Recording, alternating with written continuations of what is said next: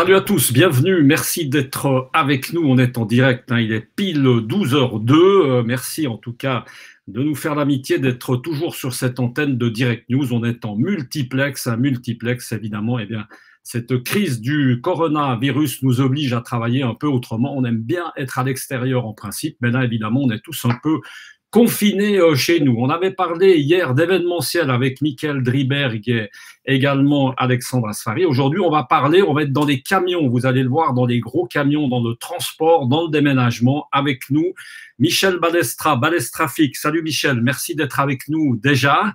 Bonjour. Et puis on est également avec Patrick Brechbull. Patrick Brechbull, c'est l'entreprise de transport Somatra, c'est le responsable du reste commercial de cette entreprise. Patrick, on se rappelle bien qu'on avait eu sur cette antenne, la dernière fois qu'on était ensemble, Patrick, on était à l'intérieur d'un de tes camions, c'était juste avant la crise, maintenant on est obligé d'être un peu tous confinés comme ça. Michel Balestra, on va commencer avec vous. On va évidemment parler de vos métiers respectifs. Un déménageur bien connu, Balestrafik, les petits éléphants, enfin les gros éléphants. Et puis Patrick, on l'a dit, avec Somatra, qui est une entreprise de transport. Peut-être faire la différence. Allez, on va commencer avec Patrick. Patrick, la différence entre une entreprise évidemment de transport et de déménagement, c'est deux métiers, enfin vous pouvez réagir les deux, c'est deux métiers différents. Vous êtes évidemment pas du tout concurrents, mais vous êtes même plutôt des amis et vous travaillez ensemble. Allez, Michel et Patrick, on est parti. Voilà, alors c'est vrai je dirais que les deux activités de transport à proprement dit et déménagement, pour moi, c'est plutôt des corps de métier qui sont presque indirectement un peu complémentaires selon les situations. Mais après, c'est vrai que c'est une toute autre logistique, le déménagement. Il y a beaucoup plus de précautions. Mais après, je pense que Monsieur Balestra sera beaucoup plus à même de l'expliquer. Mais c'est vrai que Somatra et Balestrafik, c'est une amitié et une entente de très longue date. Monsieur Balestra connaît très bien Evelyne, qui est la directrice de notre société chez Somatra. Donc, j'ose dire que c'est une entente de longue année. On va revenir. Alors, Michel, peut-être un mot aussi par rapport, c'est vrai, à cette amitié de longue date, parce que Patrick n'était pas encore né quand tu as déjà lié ces liens, parce qu'à noter que, Somatra, c'est 60 ans d'existence, par exemple. Balestra, ça existe depuis combien de temps, Michel? Longtemps, hein? Oui, mais 45 ans, donc on est plus jeune que Somatra. Vous êtes plus jeune que Somatra. Ce lien d'amitié, justement, Michel, tu confirmes que vous faites évidemment pas le même métier, on est d'accord? Non, nous faisons pas le même métier sur l'activité spécifique du déménagement. Nous sommes dans les mêmes métiers sur les activités de stockage et nous sommes sur les mêmes métiers sur les activités de distribution. Balestrafik a une part stockage, une part déménagement, une part distribution. On espère qu'on va retrouver Michel Balestra. C'est un peu les joies du direct. On va peut-être passer, on va peut-être passer la parole à Patrick Brechbull. On va laisser revenir au jeu parce qu'on a des petites interruptions avec Michel qui va revenir. En tout cas, on l'espère. Patrick, en attendant qu'on récupère Michel Balestra, nous parler un peu justement de cette entreprise Somatra. On parle de combien de personnes, Patrick? Alors, au jour d'aujourd'hui, on est 28 personnes en Suisse. Donc, comme on avait déjà pu l'expliquer un petit peu la dernière fois, on est présent à Genève, où on a 3 bureaux à Genève et un bureau à Zurich. Et actuellement, on est 27, Alors, 28 actuellement, personnes. on a retrouvé entre-temps Michel. Michel, Balestrafik, ça veut dire combien de personnes au jour d'aujourd'hui? Après, on va parler des éventuels chômages partiels, enfin, ces choses-là qui font pas plaisir. Combien de personnes aujourd'hui, Michel? On est 85 dans notre entreprise, avec la moitié au déménagement et la moitié au transport dernier kilomètre, c'est-à-dire l'approvisionnement de Genève intramuros. Michel, pendant qu'on te tient, on va te garder 2 minutes. J'aurais pu commencer par ça. Comment est-ce que vous vivez, Michel? Comment est-ce que tu vis ce confinement, enfin ce semi-confinement? D'abord, est-ce que des gens de ta famille, c'est important de le dire, tout le monde est en bonne santé? Oui, pour l'instant, tout le monde est en bonne santé. Dans le cadre de l'entreprise, évidemment, il y a beaucoup d'émotions parce que les nouvelles sont très négatives. Et après le discours du président Macron, on a senti que beaucoup des collaborateurs étaient très, très inquiets sur la situation sanitaire et sur la différence de perception qu'il y avait entre le modèle français et le modèle suisse.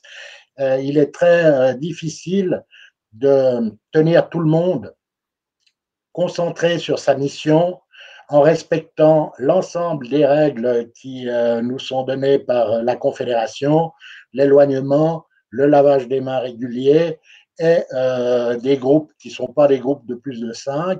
Donc, ça nécessite une nouvelle organisation et c'est assez anxiogène parce que on a quand même beaucoup de mauvaises nouvelles.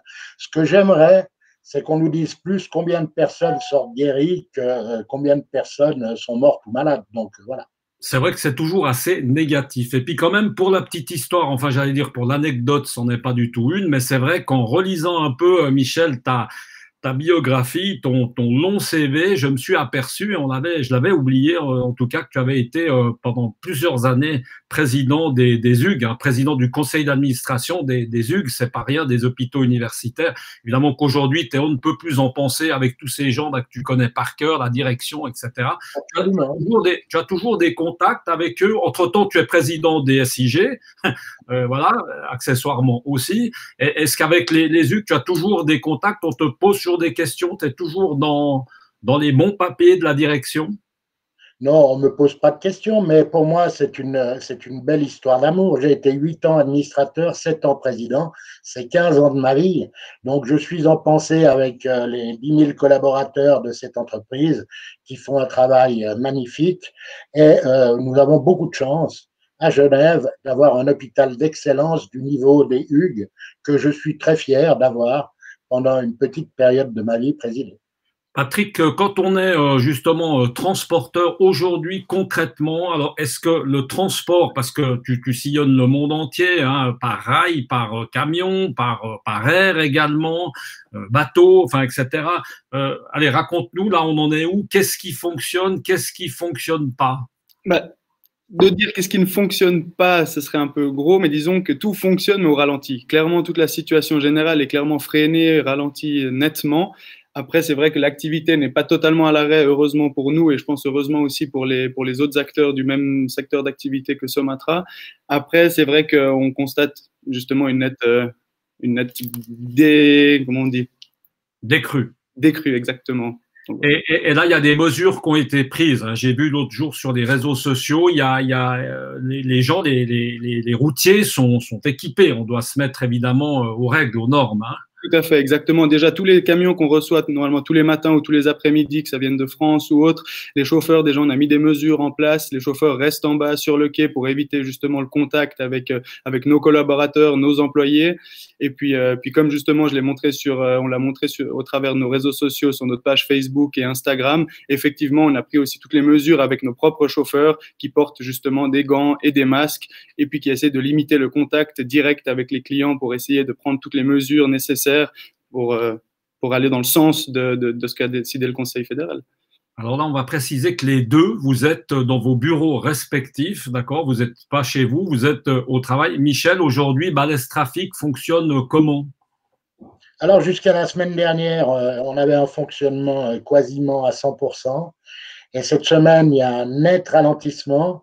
Nous sommes sur un volume de 60% de ce qu'on fait d'habitude. Et je pense que pour la semaine prochaine, ça va descendre encore.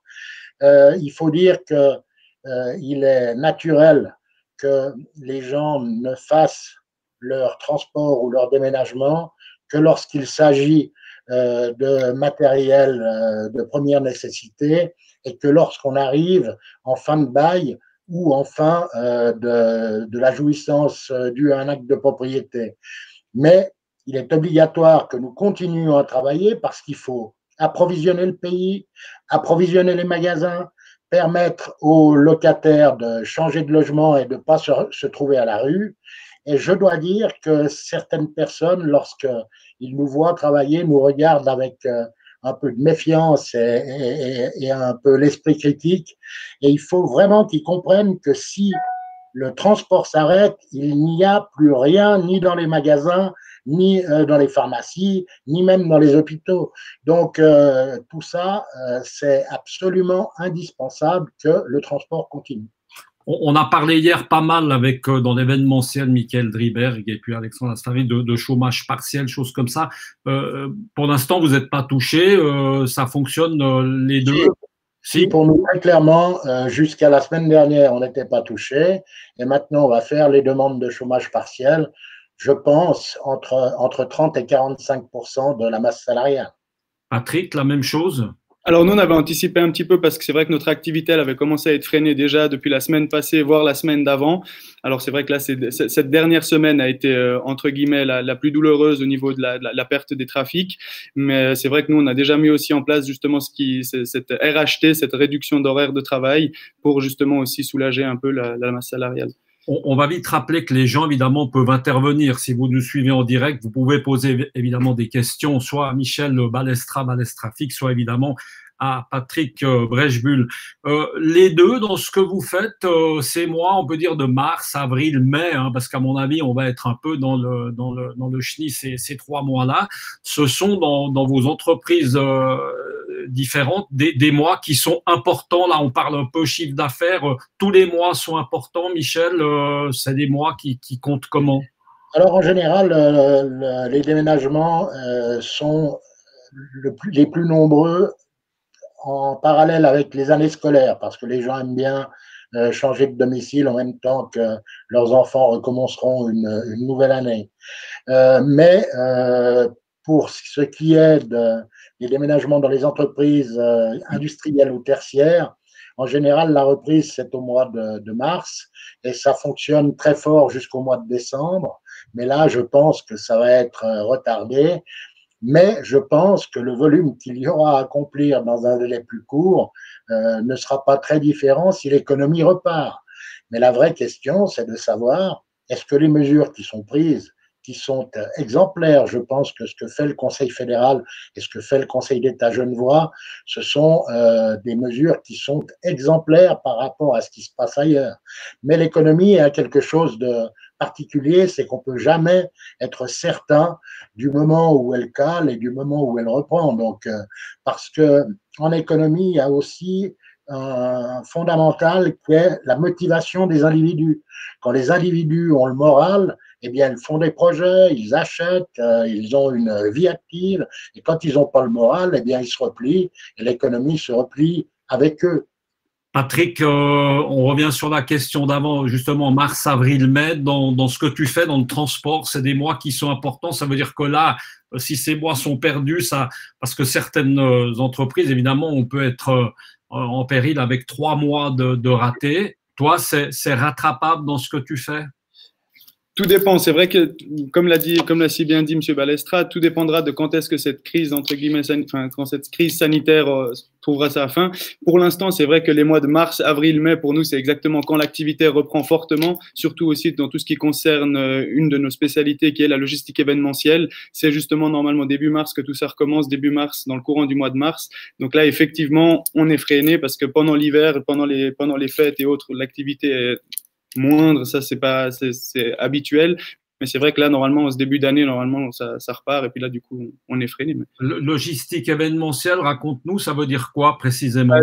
C'est justement tout ce qui est lié, toute la logistique qui est liée aux événements. Quand on a justement des organisations ou des sociétés qui nous mandatent pour apporter ou acheminer de la marchandise ou des stands ou autres sur des événements, et là c'est clair et net que c'est totalement freiné vu qu'on ne peut plus faire d'événements, que ce soit sportifs ou culturels ou autres. Les rassemblements de plus de 5 personnes sont interdits, que ce soit en Suisse ou en Europe. Alors du coup, c'est vrai qu'actuellement, toute cette activité liée à la logistique événementielle est clairement stoppée.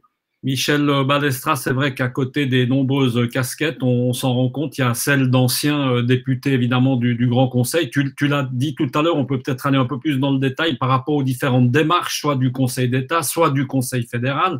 Toi qui as failli, tu n'as pas passé très loin d'être conseiller d'État, dommage du reste. Tu aurais fait la même chose? Tu aurais pris les mêmes décisions, Michel? J'ai même été surpris à la fois du courage, de la résistance, du pragmatisme et de la force des décisions qui ont été prises par les différents exécutifs, tant au niveau cantonal qu'au niveau fédéral. Il faut dire que partout on entend des promesses, mais nos autorités politiques ont fait bien mieux que de promettre. Elles ont mis en place de véritables moyens qui permettront aux entreprises de conserver une liquidité qui ne les mettra pas en rupture des paiements et du versement des salaires, un accès facilité au chômage partiel qui permettra d'alléger la charge salariale sans casser l'outil de travail. Et très franchement, l'ensemble de ces mesures et le volume, 42 milliards dans un premier temps, c'est vraiment énorme. Donc, je pense qu'on a vraiment beaucoup de chance en Suisse, ce d'autant plus, pour la petite histoire, qu'en Suisse, on a les moyens de nos ambitions, contrairement à d'autres qui étaient déjà exsangues au niveau des finances étatiques avant la crise, et pour qui ça va être beaucoup moins drôle, à mon sens. Patrick, est-ce que là, on est déjà au sein de ton entreprise, on est en plein dans cette crise où on est déjà en projection de, parce que comme tu l'as dit tout à l'heure, on espère tous, en principe, c'est pas censé durer des mois, mais enfin, jusqu'à mi-avril ou mai, à mon avis, on sera en plein dedans. Est-ce que là, on fait déjà des projections pour la suite? On pense déjà à l'après-corona? Alors là, honnêtement, en toute franchise, déjà, il était question de pouvoir s'organiser parce qu'avec justement toute cette réduction d'horaire de travail, il y a aussi toute une autre logistique à l'interne qui se met en place en fait pour la gestion des employés avec les horaires, les venues, les home office, c'est-à-dire le télétravail entre autres. Donc là, pour l'instant, je pense qu'on essaye vraiment d'être au jour le jour en prenant les nouvelles informations parce qu'il y a chaque jour on apprend des nouveautés. Le Conseil fédéral fait des nouvelles annonces, il y a d'autres restrictions ou autres. Donc là, c'est vrai qu'en tout cas personnellement, aujourd'hui, c'est assez au cas par cas. Après, c'est vrai que la projection, elle viendra plus tard, j'imagine. Michel, toi qui es un grand optimiste, du reste on le lit tous les matins, merci encore avec l'humeur badine, c'est un vrai plaisir chaque fois. Aujourd'hui on découvre un petit peu, tu parles de Donald Trump, du reste, dis-nous deux mots pour ceux qui n'ont pas lu le texte. Donald Trump qui, d'après toi, eh bien, n'est pas forcément sur la bonne pente, si j'ai bien lu. Toute la stratégie politique de Donald Trump, c'était de valoriser ses résultats économiques pendant son mandat, ce qui est indiscutable. Et il se trouve aujourd'hui confronté à cette crise du coronavirus qu'il avait prise un peu à la légère au départ. Et il avait pensé qu'en interdisant l'accès aux États-Unis par les avions européens, il allait résoudre le problème. Et aujourd'hui, l'Amérique est très touchée et que le nombre de cas recensés aux États-Unis est le plus gros nombre de cas, y compris les déclarations officielles de la Chine. Donc évidemment, pour Donald Trump, ça va complexifier singulièrement les affaires, ce d'autant plus que la presse, qui ne l'aime pas beaucoup et le lui rend bien, va pas se gêner de critiquer la légèreté avec laquelle il a pris l'arrivée de ce virus sur son continent. Patrick, toi qui, on change un petit peu de sujet, on vient au transport. Transport, c'est vraiment international. International, ça veut dire qu'il y a des frontières, il y a des pays. Aujourd'hui, on le voit bien, les trois quarts des pays ferment leurs frontières. Ça n'a pas dû simplifier les bidons, ça, non? Alors non, effectivement, c'était pas facile. Surtout, en fait, ce qui pose problème aujourd'hui, vraiment, c'est la fluctuation des prix, le changement de prix. C'est-à-dire qu'on peut on peut obtenir une offre auprès d'une compagnie là, je parle typiquement pour un envoi du fret aérien. On va discuter, on va négocier un prix avec la compagnie, mais ces prix vont tellement changer d'une minute à l'autre, d'une heure à l'autre. C'est-à-dire qu'on est vraiment un petit peu tributaire des fluctuations de prix, quoi. Donc, mais c'est toujours faisable, mais c'est plus compliqué. Au niveau justement de la paperasse, parce qu'il y a une paperasse de fou dans ce que tu fais, il faut remplir des feuilles et des feuilles, etc. Il y a plus de formalités, on perd encore plus de temps aujourd'hui, par exemple? Alors, je dirais pas qu'il y ait plus de formalités pour pouvoir exécuter l'envoi, mais c'est plus de la perte de temps avant l'envoi pour être sûr que tout se passe bien, que le prix est validé puis qu'il ne va pas changer d'ici l'envoi. Mais disons qu'il n'y a pas plus de paperasse à remplir. Après, ça dépend aussi du type de marchandise qu'on transporte. Mais je dis de manière plutôt générale, il n'y a pas plus de complications maintenant à établir un envoi ou à faire une LTA ou autre. Là, il va falloir, Michel Balestra, est-ce qu'il va falloir, après ce coronavirus, il va falloir, vous pensez, enfin tu penses plutôt réadapter les prix, il va falloir, enfin, parce qu'on dit que tout va changer, on va être dans un autre monde. C'est ton avis? Il faut dire que ces dernières années, depuis la crise de 2008, nous avons vécu une période où les prix n'étaient pas excellents. L'économie a rebondi, mais elle a rebondi dans des conditions qui étaient des conditions déjà beaucoup plus difficiles que par le passé. Donc maintenant, nous avons une crise majeure à laquelle on n'a pas de possibilité de comparer quoi que ce soit, parce que jamais l'économie n'a été dans une situation de blocage comme la situation de blocage que nous allons connaître. Maintenant, combien de temps va-t-elle durer? C'est la première question. Si elle dure 3 semaines ou 1 mois, eh bien, je pense que le retour aux affaires se passera de manière assez fluide et sereine.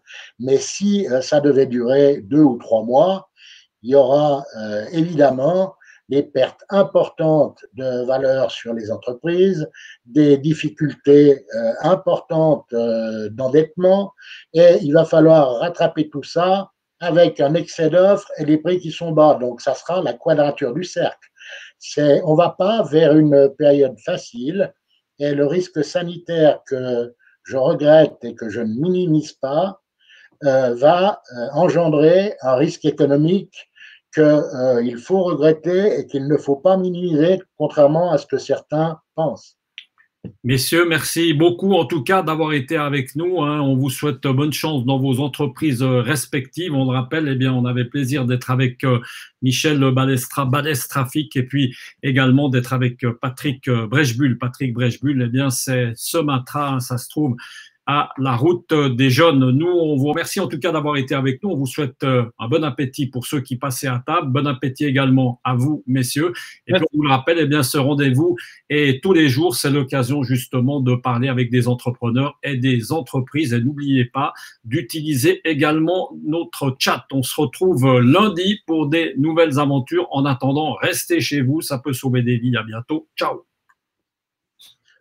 Au revoir.